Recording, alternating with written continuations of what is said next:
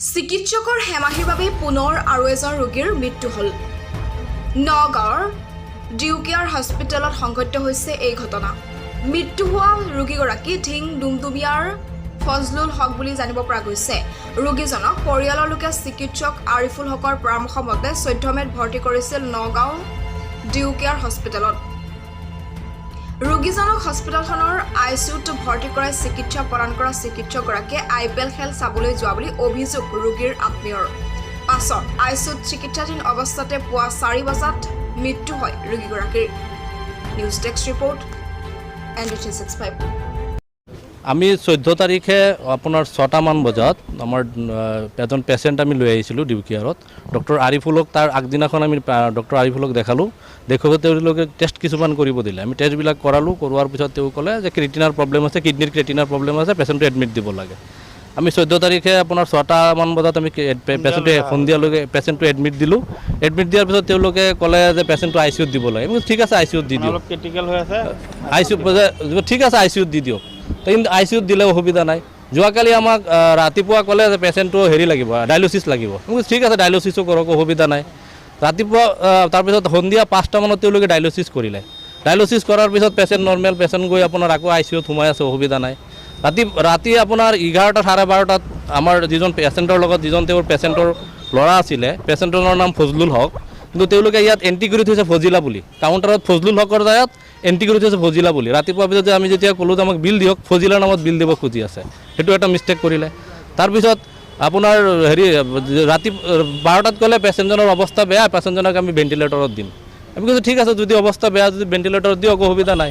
In the mean time পেচেণ্টজন 4:40 পেচেণ্টজন expire হৈছে। আমি ৰাতিপুৱা যেতিয়া বিল ল'লোঁ, বিলত চাওক, আপোনালোকে ইয়াত দেখা পাব, বিলত চাওক, ইয়াত ভেণ্টিলেটৰ তেওঁলোকে 28 ঘণ্টা ভেণ্টিলেটৰ দেখুওৱা বুলি কৈছে। 28 ঘণ্টাত ভেণ্টিলেটৰ তেওঁলোকে 8,400 টকা ভেণ্টিলেটৰৰ বিল লাগে বুলি কৈছে।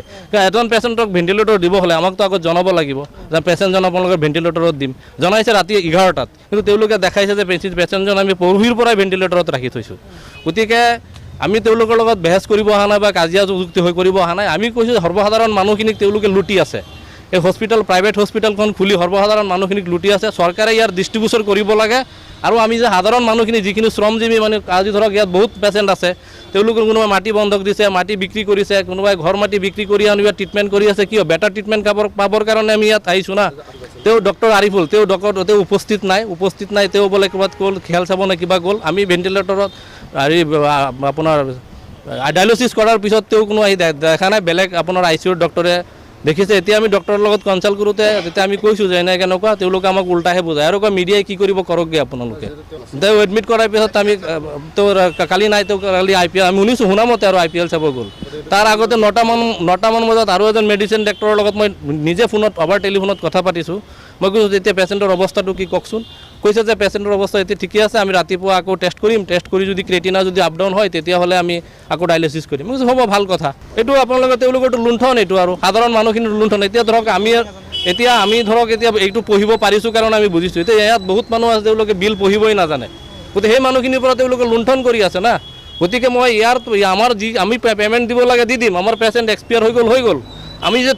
আমি ধৰক ভুক্তভোগী। এতিয়া আমি বুজি আছোঁ আমাৰ পেচেণ্টজন গ'ল, আৰু যাৰ মা দেউতা যায় বা বৰ্তা যায়, খুৰা যায়, তেওঁ বুজে।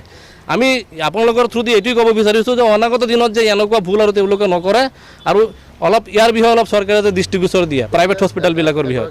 আমি যেতিয়া ক'লোঁ যে ঠিক আছে হ'ব, আমি অলপ মিডিয়াক কথাটো ক'লে মিডিয়া কাক কয় কওক, আমি এইবিলাক কেয়াৰ নকৰোঁ, এনেকৈ বুলি ক'লে। আৰু এইটো ডিউকেয়াৰ নাৰ্ছিং হোম নগাঁও।